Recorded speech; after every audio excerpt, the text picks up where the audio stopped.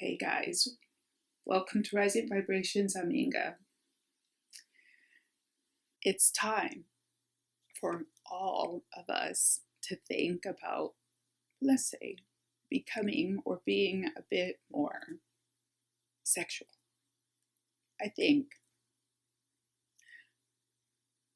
I will see if more of what I have been guided to do comes through in the reading today.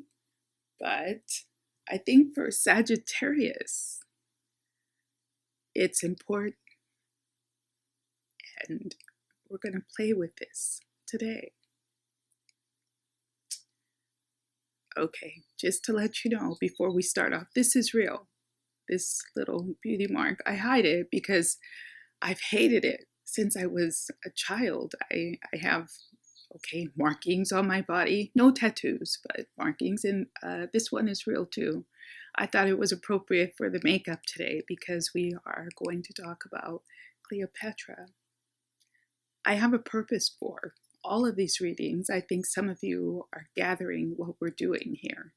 So I was guided to do Cleopatra today. I'm a little bit nervous, so I tried to put on what I had around the house and use. And I had some things that I thought were, I got this in Italy, I thought were appropriate. So I tried my best, guys, even with my hairstyle today.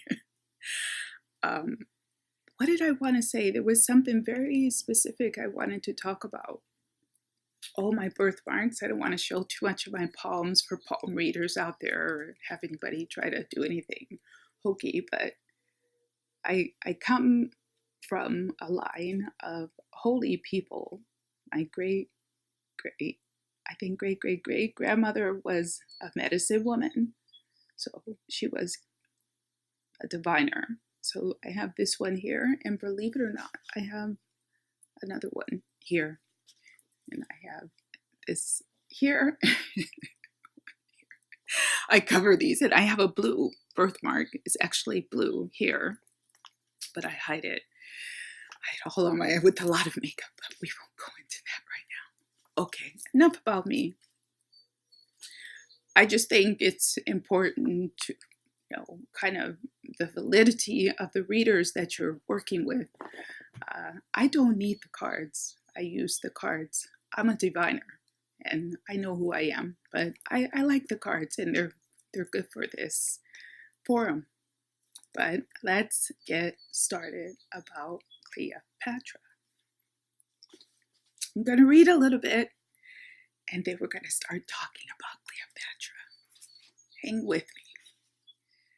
I have to stop bringing the realness because I need my glasses.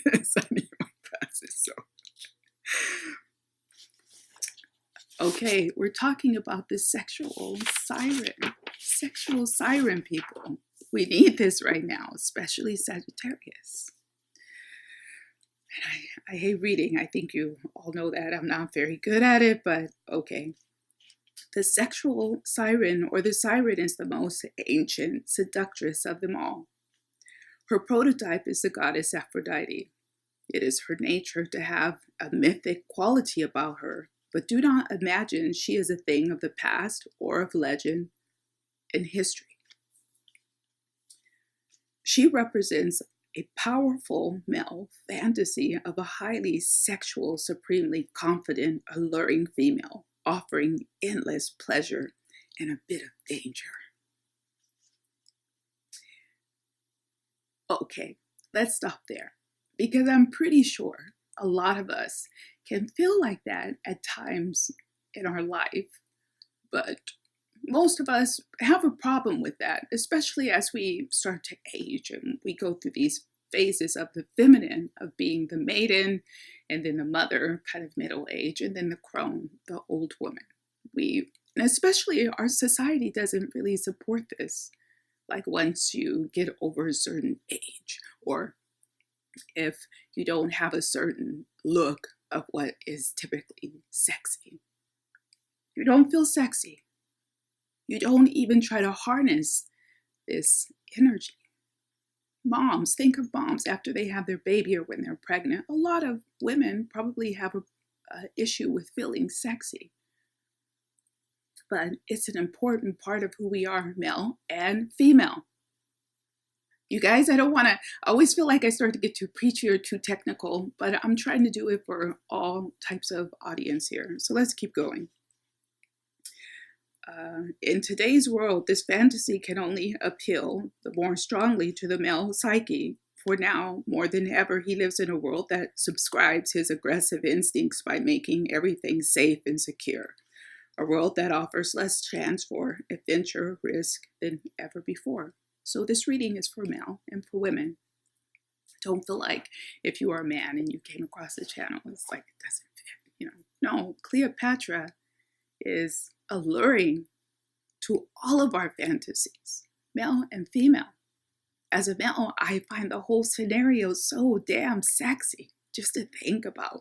We're going to go into her, but just think about some of the things that she did to these Roman conquerors and emperors. It's just like, ooh, if I was a man, I would want that.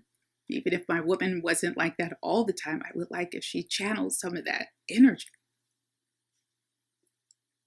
In the past, a man had some outlets for this drive. You know, he had warfare, he had the high seas, he had political intrigue. In the sexual realm, courtesans and mistresses were practically a social institution and offered him the variety and the chase that he craved. Without any outlets, his drives turned inward and gnawed at him, becoming all the more volatile for being repressed. Sometimes a powerful man will do the most irrational things, have an affair when it is least called for, just for the thrill, the danger of it all. The irrational can prove immensely seductive, even more so for men who must always seem so reasonable.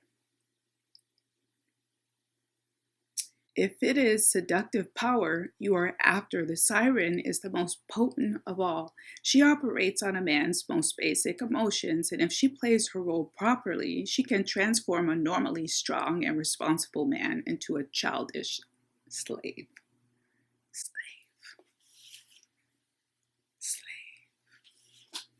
What are most people on these tarot channels for?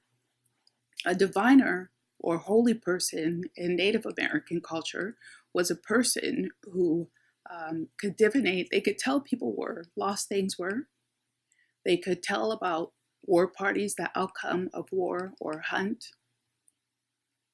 And they could also heal in most cases.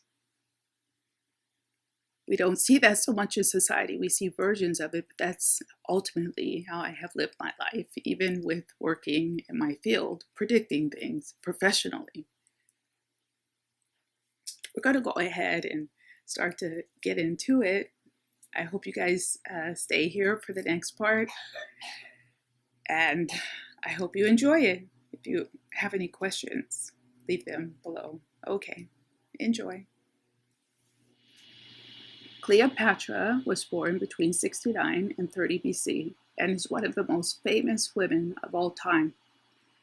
She was a Greek queen of Egypt, and she played a major role in the extension of the Roman Empire. She was the lover of Julius Caesar. She was the wife of Mark Antoni, and she was a victim of Augustus Caesar, the creator of the Roman Empire.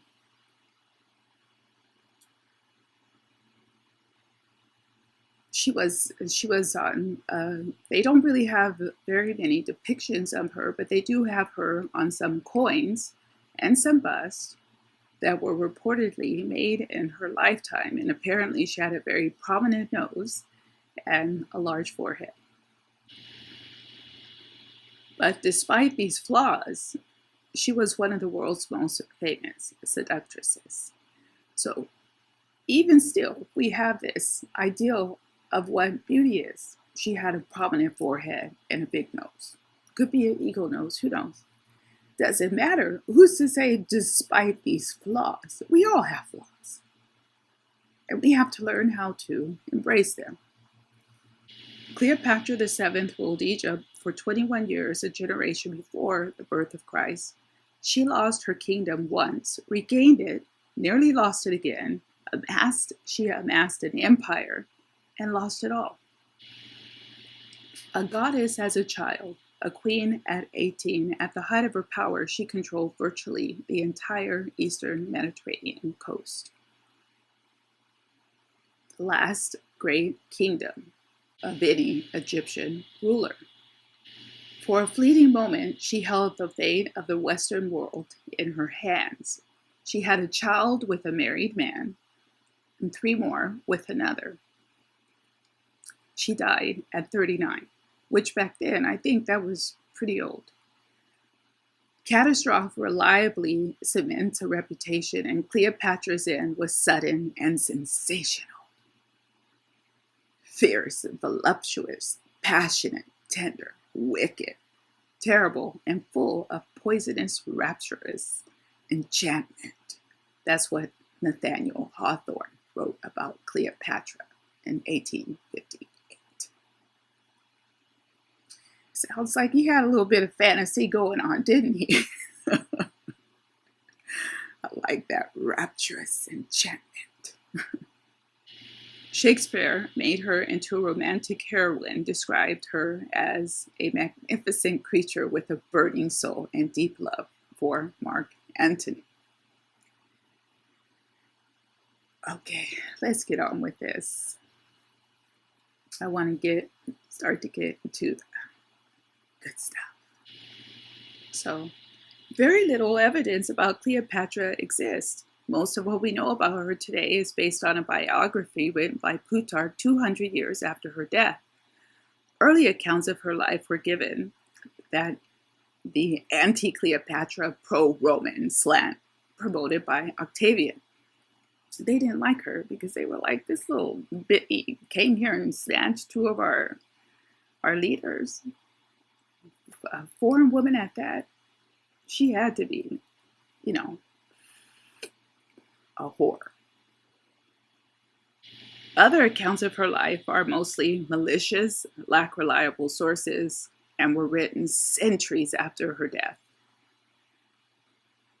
Careful historical analysis of her life and times has suggested that she was a highly competent ruler who skillfully navigated through a turbulent period of history surrounded by unstable neighbors. Politics more than sex seemed to be her primary interest. So if you think this doesn't apply and you work in corporate or any other place in the world, it applies. We all have to deal with political.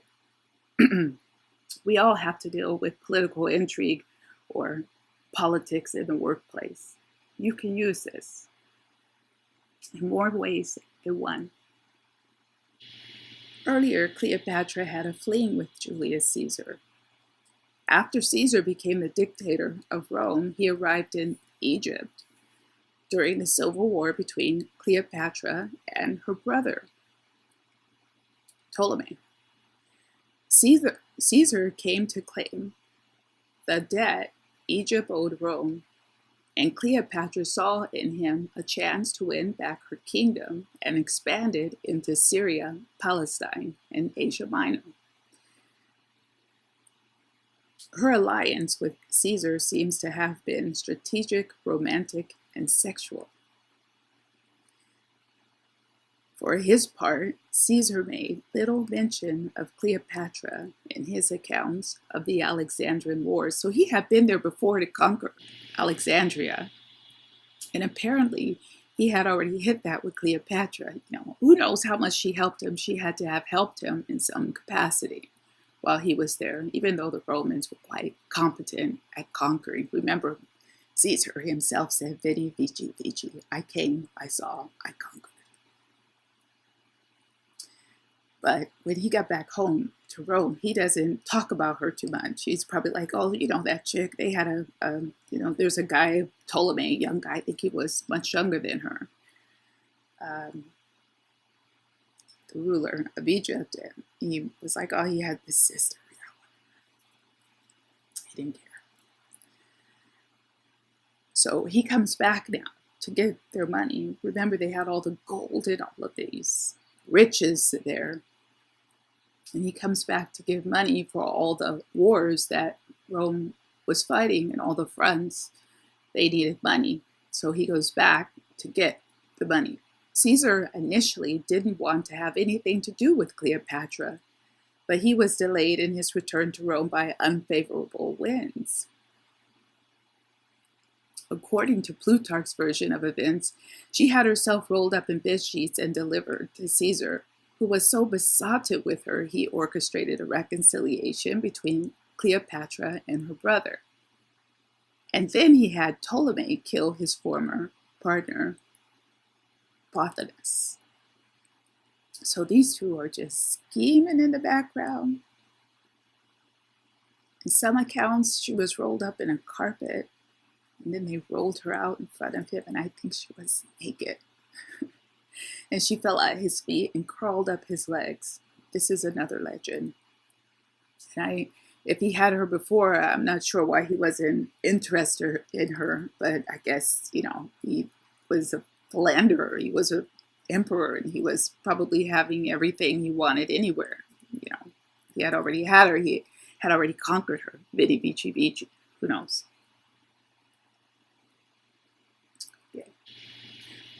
When Cleopatra met up with Caesar, he was a balding epileptic with a lot of experience with women. He was 32 years older than her, and he was married. The two of them sailed down the Nile together in a 300-foot barge with gardens and banquet rooms. In 47 BC, Cleopatra gave birth to Caesar's son, Ptolemy Caesarion, Little Caesar. To honor the event, she had a coin minted showing her as Aphrodite nursing Eros. Now that's deep. She's smart. She's like, okay. Remember what we talked about with these alliances that were forged in blood. And I guess on her part, in some ways, this was very intelligent because she wanted to get, rid of her brother and build up this situation where she could take power in Egypt. What better way to do it than with the ruler from Rome forging an alliance through having his child? And that boat must have been, we're going to talk about the boat later, because somehow you have to imagine how it was on this boat. And when you go in for your seduction, the environment, what you would create, even if you can't physically create it in your surroundings, you can mentally create it in your mind. So Roman support of Cleopatra's armies won her full control of Egypt. She married her little brother Ptolemy the 13th and then poisoned him after little Caesar was born. So her little sister Arisno, who had tried to dethrone, was paraded in Rome in golden shackles, but at least she was allowed to live in exile. But that was reversed because later she had Mark Antoni have her dragged from her temple and put to death. She was ruthless. And with things under control at home, Cleopatra went to Rome with Caesar. She went back home with him. She was like, okay, I got this under control. This is now my empire here in Egypt, and I guess I'll go back home with you and our baby. She was, in a way, looking for a little bit of trouble, but, it's that whole intrigue and danger thing. Cleopatra went to Rome with Caesar, and in Rome, she lived in one of Caesar's suburban palaces and impressed some with her wit and turned off others with her arrogance. Her presence in Rome caused quite a stir and triggered a fad for anything associated with Egypt. Many women adopted Cleopatra's melon hairstyle, rows of tight braids gathered in a low bun. Caesar and Cleopatra hosted great parties. The Roman leader even raised a golden statue to her in the temple Venus, Aphrodite. That Venus was the Roman version of Aphrodite. Aphrodite was the Greek goddess of love, sex. Even so, Cleopatra was not well liked by the powerful people like Cicero, and her claim to power was tied to Caesar. In 44 BC, as Caesar was making plans to marry Cleopatra and legitimize their child, he was assassinated. Now, see, that's a part of history that we don't get. We mostly only hear that he was attacked, et tu, Brutus. Everybody stabbed him, so they all took responsibility. But this is what he was up to. He was, I guess, totally captured by Cleopatra. And what a conflict. He already had children and a wife back in Rome, but he was going to marry her and legitimize their child. So technically, that child could have become the ruler of Rome. This was a clear setback for Cleopatra's large ambition.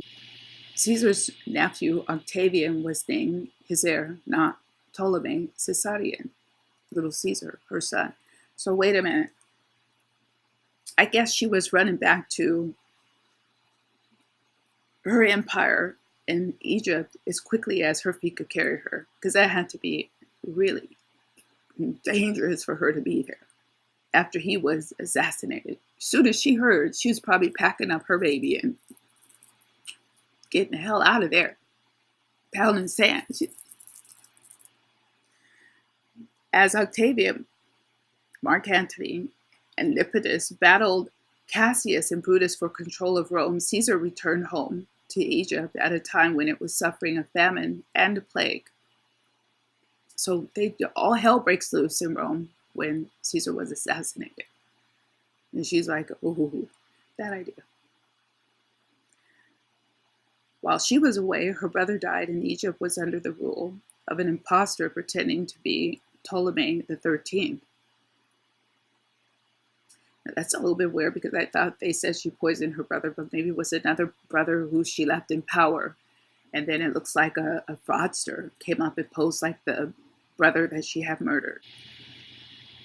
Without Caesar to back her up, Cleopatra ousted the pretender, seized control of Egypt, and adopted a position of neutrality in the Rome Civil War. So they have a civil war back in Rome, and she's like, I'm Switzerland. I'm out of it. I have nothing to do with this. But of course, she had a stake in the outcome. Cleopatra ruled from Alexandria and lived in a palace a short distance from the Pharaoh's lighthouse, one of the 7 wonders of the world. On the grounds was the Museum, a center of philosophy and learning. The local people liked her because she spoke the local language and paid respects to Egyptian gods. At that point, the Romans liked her because she brought in wealth for the empire, so they just left her alone. Leave her down there. She's in. Gotta bother with her. Plus, we like her hair. We like her money. And she's okay to see her. I think she was young anyway, so like 21, 22, she probably did not seem like much of a threat. So Julius Caesar is gone, and here comes Mark Antoni. Okay, we got to talk about him because this is Mark Antoni. Okay, here we go. Mark Antoni and Lepidus ultimately prevailed in their war with Cassius and Brutus for control of Rome and divided the Roman Empire among themselves, with Antony getting the east and Lepidus getting the west. In 41 BC, while on his tour of his empire to make alliances and secure funds for attack on the Parthians in Iran, Antony met Cleopatra. At that time, Antony was handsome and had thick curly hair, probably was dark. He claimed he was a descendant of Hercules. It sometimes identified himself with Dionysus, the god of wine and gluttony. Plutarch described Antony as mellow and generous, but a bit of a slob. Cicero called him a kind of butcher and prize fighter, and said his all-night orgies made him odious. I gotta look up the meaning. Sorry. Okay, you guys, I gotta try to be serious. I don't know why I'm like, I don't know why this is all like, okay, but hold on.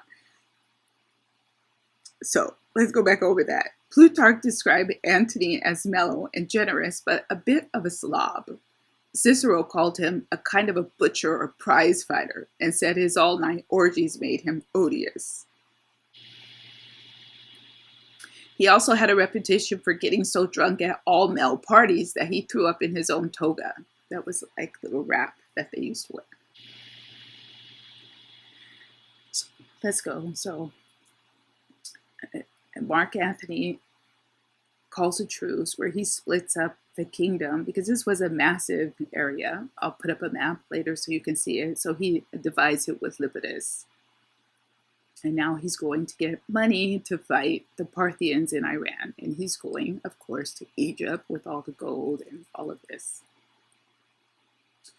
According to Plutarch, Cleopatra arrived in Tartus to meet Antony on a perfume barge with purple sails. She was dressed as Aphrodite and was fanned by boys dressed like Cupid. Her rowers caressed the water with oars of silver, which dipped in time to the music of the flute, accompanied by pipes and lutes.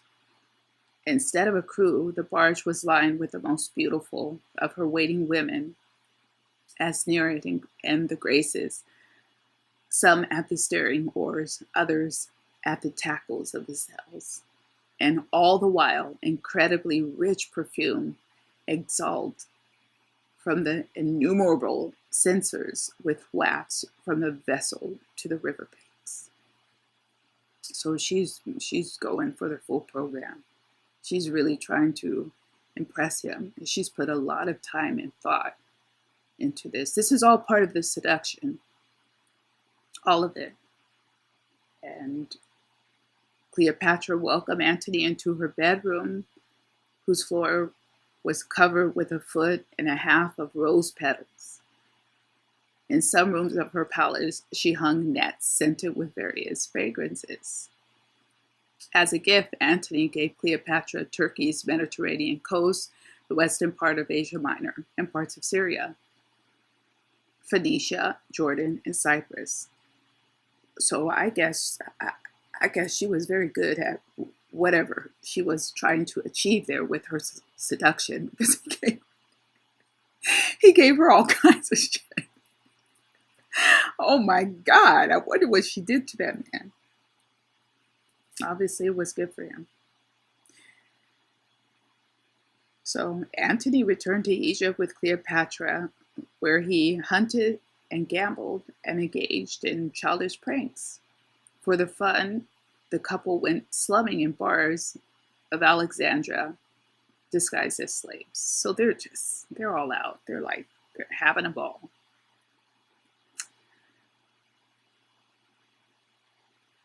Another version of how she met him was that he had been trying to reach her.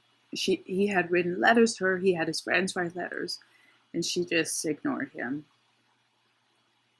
And then at last she shows up as if she's mocking him. So she played really hard to get. That's when she showed up on this gilded boat with all of this sexy entourage. And she herself lay all along under a canopy of gold cloth, dressed as Venus. And then he was taken. He was completely besotted with her at that point, I guess. He was like, oh God.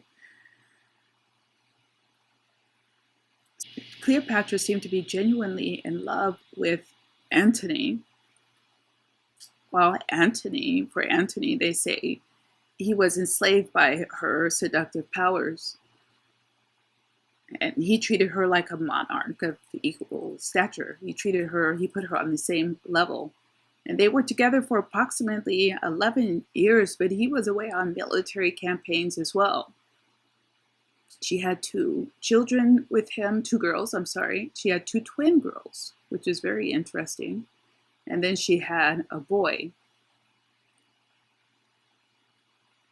She had a boy with him, so she had 3, it looks like she had 3 children with him. And they had a very tight bond. They were tight. So they say Cleopatra perhaps wasn't always faithful. There's one story of Cleopatra trying unsuccessfully to seduce Herod of Palestine. Herod mentioned in the Bible, that Herod. Because she wanted to gain access to his kingdom. After his rebuff, she attempted to get Antony to give her part of Herod's kingdom, part of the kingdom, but he refused because him and Herod were buddies. So that's interesting. She tries to go after one of his friends, and he's like, I can no, I don't know. And she was like, hey, Mark, can you give me part of his kingdom? He's like, no, man, that's my buddy. I guess that's one of those bows. I guess that's one of those bros before hoes. I don't know. I'm not calling her a hoe. I'm not calling you a hoe, Cleopatra. Sorry. So let's get down to the problem, because overall it sounds like everything was going quite well. And what usually happens in these situations, people take it too far. They get greedy and they do not know when to stop. At some point it should just be like, okay, I mean, overall things are pretty good, but so let's just stop. We got enough. She wanted everything. So basically, I will start to kind of make a synopsis here. He's having a great time with Cleopatra. They're playing games. They're playing, praying some people. They're having sex. They're getting more land. He's going off some fights and campaigns to win more territory. But essentially, he's now really going back to Rome to his wife, Fulvia, and the children that he had with her to take care of business. So things are starting to fall apart because he's so distracted with Cleopatra and his bliss that he's enjoying there. Things are falling apart and there's revolution. I think his wife had to run away from Rome. I mean, it just starts to be quite a bit of a mess. He's so distracted. And Plato and other people were writing about this at the time. So I guess this is well documented that he dropped the ball. He essentially dropped the ball. I mean, he didn't really even drop the ball. He just, I guess he burned the ball.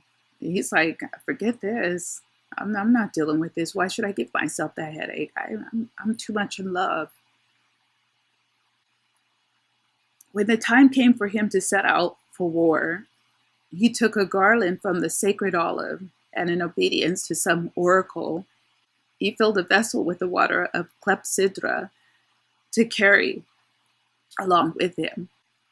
In this interval, Pacorus, the Parthian king's son, who was marching into Syria with a large army, was met with Ventidius, who gave him battle in the country of Serhestia, a slough of large number of men. So, I mean, actually, I'm getting different versions, and maybe because, it happened before the time of Christ, you're going to get different versions of this. But it looks like he was going back and forth between Alexandria and Egypt and Rome, but he just really wasn't taking care of business. He was having a good time, but he still wants to go to war against the Parthians, which is now the area of Iran or Persia. And he goes and he sent Cleopatra to Egypt and marched through Arabia and Armenia. And when his forces came together and were joined by those of his confederate kings, he made a general muster. There appeared 60,000 Roman foot, 10,000 horse Spaniards, and the Gauls, who counted as Romans, and all the other nations. This was a huge battle. This was essentially something like a world war. This is pretty serious. I mean, it's crazy. And they had Bactrian. I mean, these are just ancient people. These are battles before the Bible, like biblical stuff. Mark Antoni had thousands of men, his entire empire at his feet to fight, but it was all useless because he wanted to get back to Cleopatra. And in order to pass the winter with her, the war was pushed on before its due time. So he wanted to get back to Cleopatra. He pushed on with the war because he wanted to get back to her before winter. So he pushed on with war. He wasn't thinking. He did not give like strategic consideration. And it was as if he had no power over his faculties, or if he was under some type of a drug or magic, and he was still looking back elsewhere, and whose object was much more to hasten his return than to conquer his enemies. All he wanted to do was get back to her. He should have taken up winter quarters in Armenia and let his men refresh, but he pushed on through the winter. What a mess.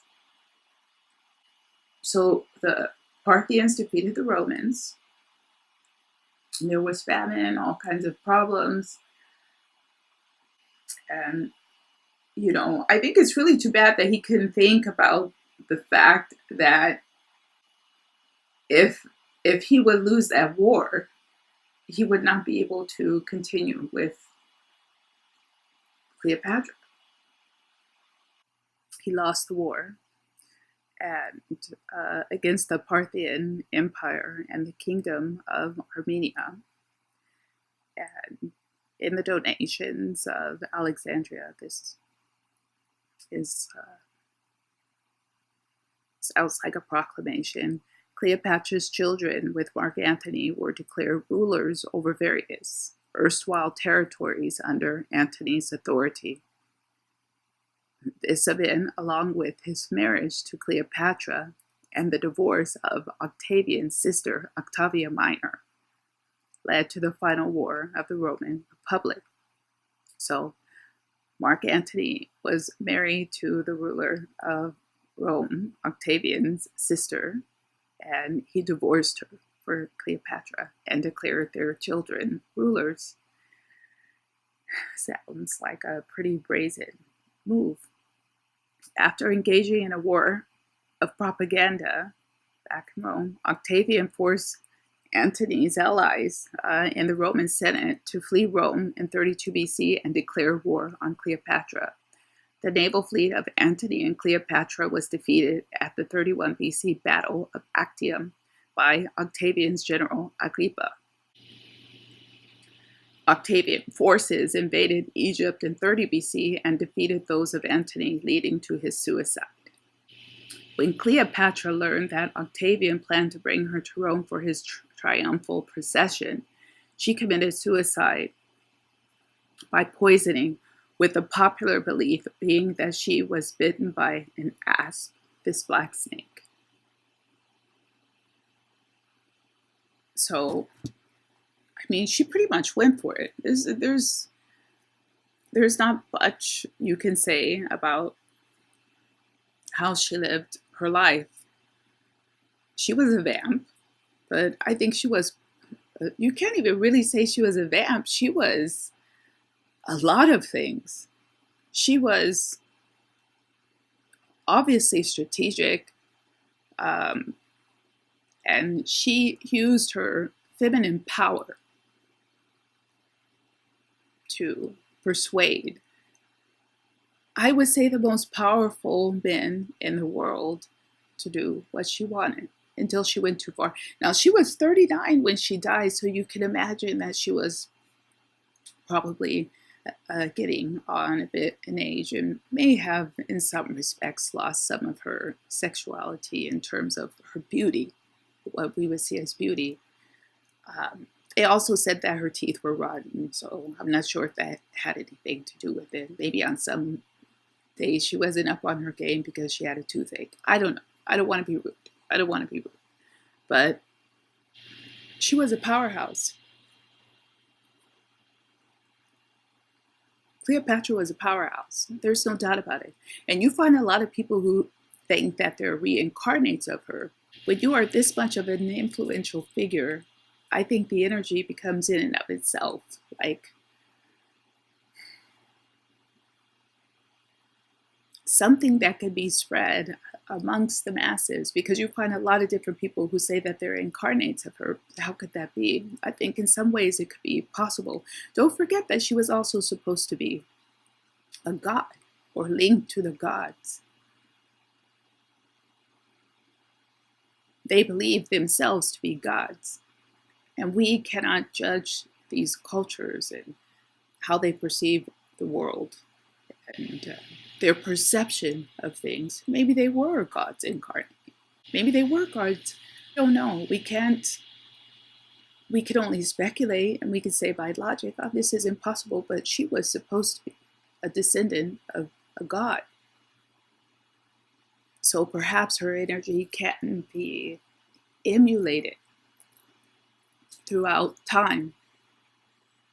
In any case, I have no idea how I will do this reading today. I'm going to give it a try. It's going to be weird because I was feeling all kinds of things when I was going over this. I also want to say one other thing about Cleopatra, because I have very close Greek friends and they were very proud to say, oh, she wasn't African, she wasn't Egyptian, she was Greek. Her family line had been there for centuries in Egypt. She may have had Greek blood, but I think she was a mixture of all things. So I find this element in her very interesting, that if you're Caucasian, if you're African, whatever race you are, I think we can all identify with her in this aspect. I find that really interesting. Who knows if someone in her line mixed with some other race? You can't just say she was pure Greek. I don't believe that. The Greek Empire had mixed with all kinds of people and races, as did the Romans. So this is a very mixed racial, ethnic group of people. And I like this because we can all identify with this. So let's go ahead and try to start the reading. I feel really... Let's see how it goes. We're going to see how it goes. Here we go. Hey, you guys, if you like the video, don't forget to hit that like, share, and subscribe. And if you have any ideas for the next legend or the person we're going to talk about, leave it in the comments section. Okay, back to the reading. So with Cleopatra, what should we know about Cleopatra? How does this fit with us today? In 2019, Cleopatra's energy. How does it fit with us today? How does this fit with us in the world today? Cleopatra. We're starting off with a hangman. I'm using the thought today, guys. Starting with a hangman.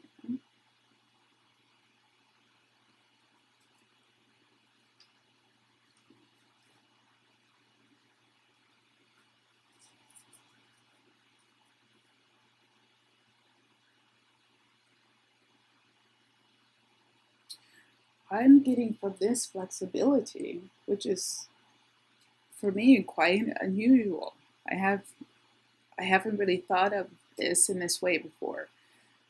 I'm hearing flexibility. I'm hearing versatility. It could be versatility in thought, having an open mind, keeping an open mind, especially if you have challenges or problems, or you feel like your challenges or boundaries are insurmountable. If you feel like your problems are insurmountable,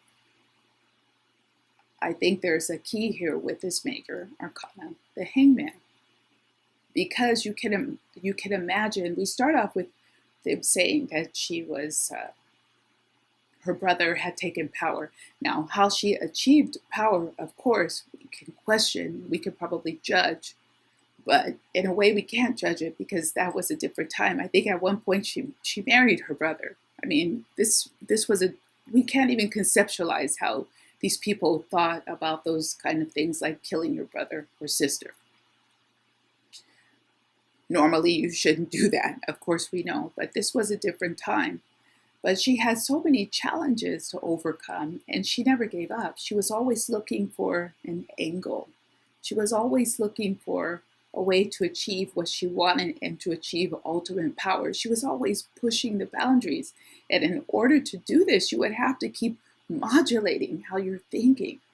And in this hangman, this is someone who's very versatile. Now, she had been in Rome, I think even before she was there with Julius Caesar. She must have felt fairly comfortable to go, but I think her father was at some point in exile in Rome and she had joined him or visited him there. But you also would have to have an open mind to a certain extent to do that, to travel to another location, to meet new people. This could be very intimidating, even for us now, to live in a foreign country, to try out even different foods. I know it's going to a basis point, but this is what is coming across. I would even say for women to try out different styles, to try out different hairstyles, to try out different makeup, and not say, oh, no, that's not for me. I'm past that. Or not to say that you have to have a focus on those kind of things, but I think a lot of us at some point can start to feel like, oh, that's not for me. I'm too old for that.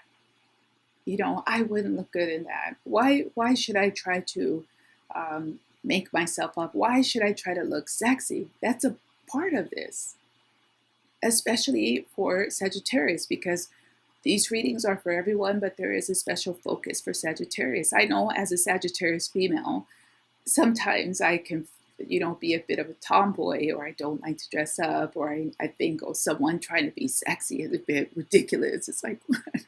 Really? But that is part of the seduction.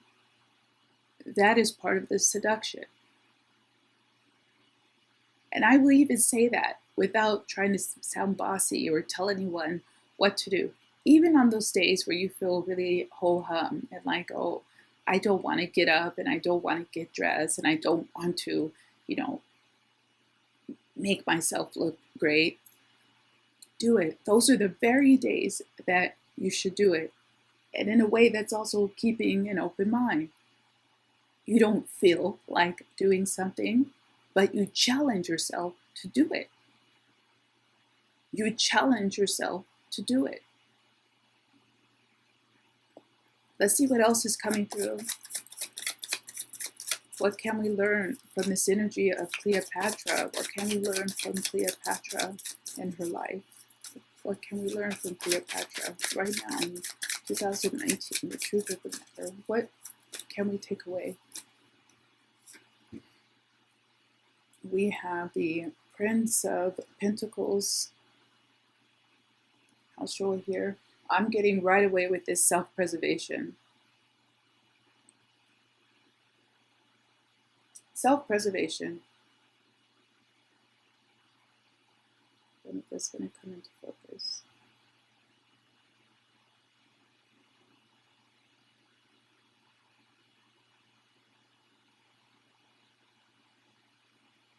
I think the image is very appropriate because, I think about the Romans, I think about the chariots, I think about their exploits when they fought these wars, about this big staging, which was essentially something like a world war because it was a clash against the empires. So if we dive a bit more into that, the first notion I had with this is self-preservation. And, all of these characters kept pushing the boundaries. They never knew when enough was enough. You can't be completely unfocused that you just want to party and drink and have sex and all of this that Mark Antoni and Cleopatra were doing. There was a type of neglect in that whole kind of process. There was a type of neglect, and when you are pushing things to the boundary, you are forgetting about this element of self-preservation.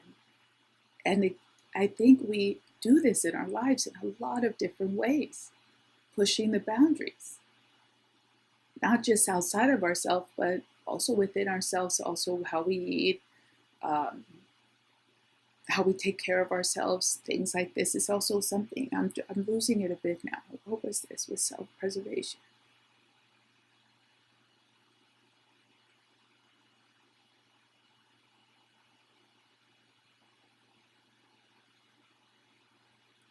doing things that are dangerous, doing things that are self-destructive. This is also something about setting yourself up for failure in this Nine of Wands. Maybe that's the element of self-preservation that was trying to come through in the message there. What else can we learn about Cleopatra and her exploits and her sexuality and the art of seduction?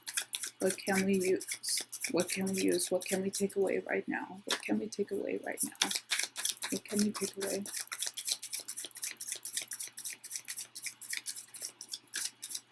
What can we take away? Let's take this one.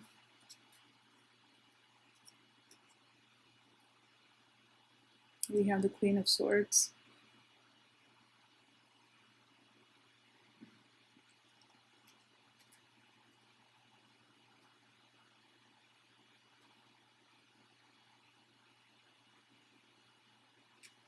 Doing whatever it takes to survive.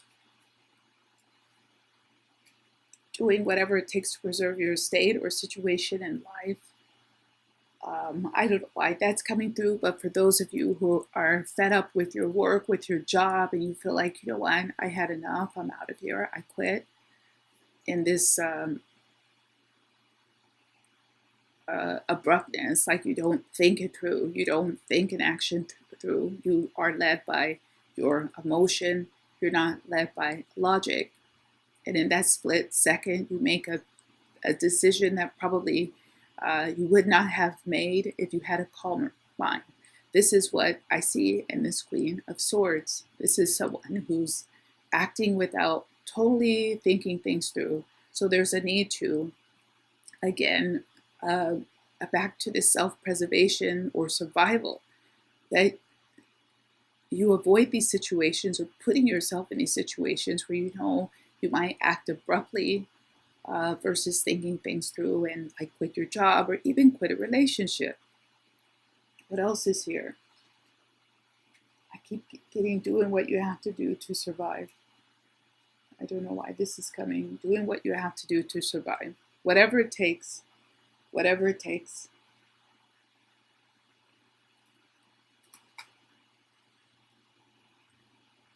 Even look that she's naked here. And this head that's been severed.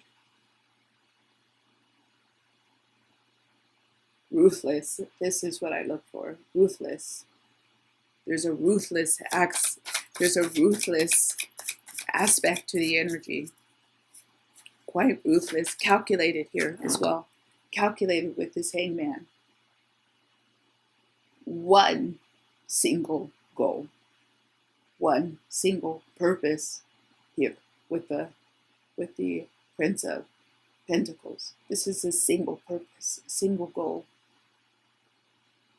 This is calculation, and this is execution without thought, without emotion. A clean execution. Not letting your emotions in any way impact your decisions. Oh.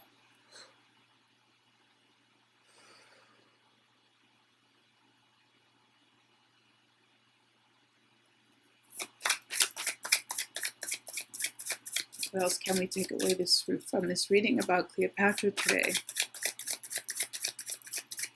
What else can we take away from this reading about her energy for Cleopatra?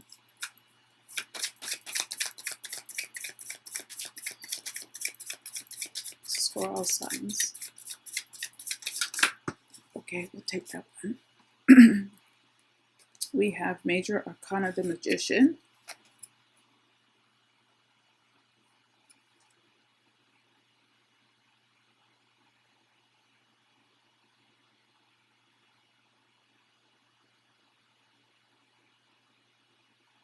Whoa back. Hold on, guys. I have to readjust because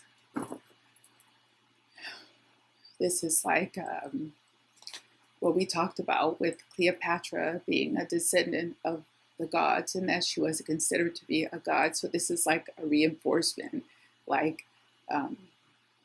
I was special. I was divine. I was a divine person. I was the divine. I was the divine.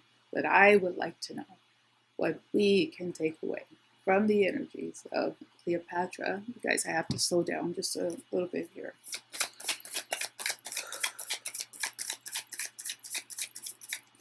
What do we need to know? What do we need to know? All of us, what do we need to know about the energy of Cleopatra? What do we need to know? I'm going to pull one more, and then I will pull from the right away one more. What can we take away from these stories? What will be helpful for us in our lives right now in 2019? I have the Nine of Swords.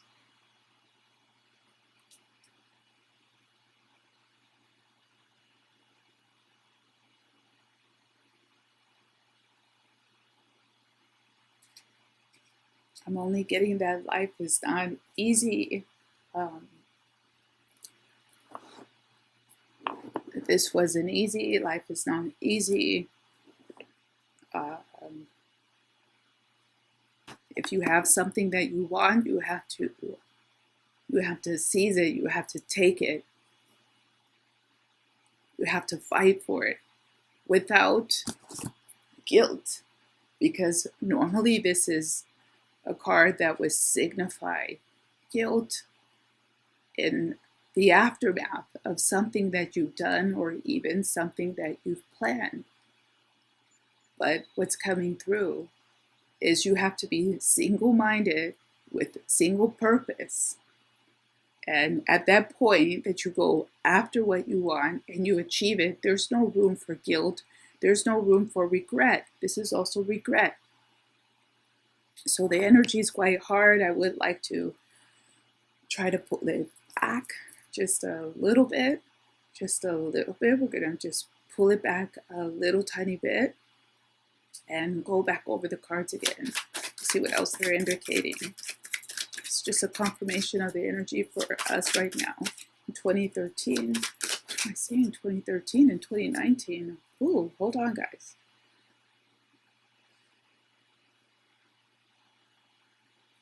So this is for us right now in 2019, what we can take away from the energy in 2019. What can we take away from the energy? What can we learn? What can we learn from the energy?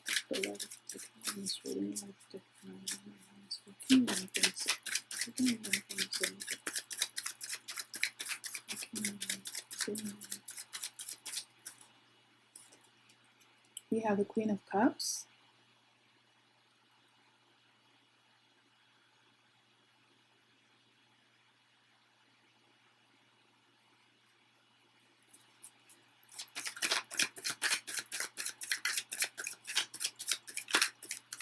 That's right back to the single mind, single purpose. This is, in the Queen of Cups, this is a person who knows exactly what they want. And we know in order to manifest, you really have to have that focus to know exactly what you want. And then you build your plan to go after it. We have Major Arcana Justice. This is that element that we were talking about, having guilt after the job is done, that there's no room for guilt or regret. Now this is, I mean, normally you're not planning the demise of anyone. You're not planning to kill anyone, your brother or sister. So take the energy back to a base point that fits for you in your life. Even if you've had to walk away and leave a situation that you thought about, not just run out on a job or run out on a partner, that you have a plan, you have your reasons why, you're clear about it, you feel comfortable about it, you won't regret it later or feel guilty later, then you execute your plan with no turning back, no looking back. What else do we have from this energy of Cleopatra that we can use today in our lives? What else do we have? We have the Three of Wands. This is, again, what we just said, I believe, that you have a purpose, you have your goal, you have your plan, and then you execute. This is a person with a plan. In the Queen, we have the execution of the plan. This is a process here of not letting life lead you in a way, not being led by circumstances. You're you're leading the circumstances. You're making your plan. You have your ideas. You're seeing what fits. You see what you want, and then you go after it. Not letting life just lead the way.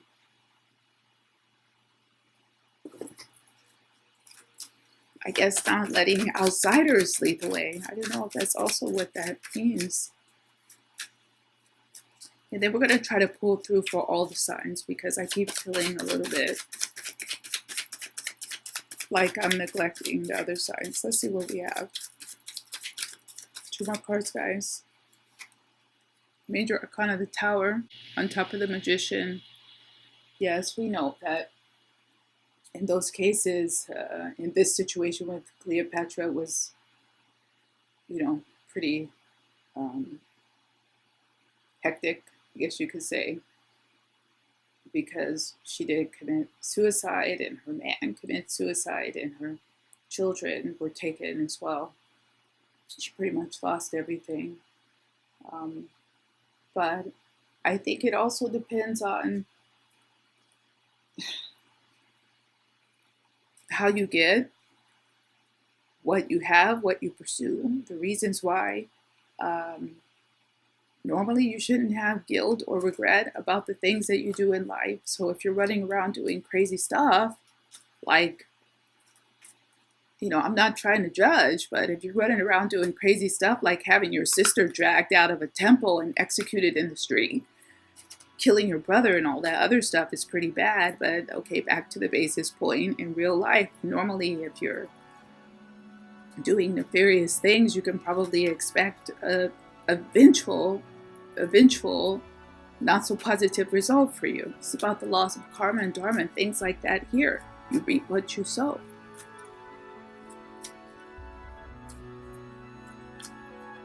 The last one, and then we're pulling for each sign. We're going to try to take this energy back a bit to a basis point. It's the last one, the 6 of Pentacles, the scales of balance. You reap what you sow. We just said that, so be careful what you're sowing. Be careful what you're sowing.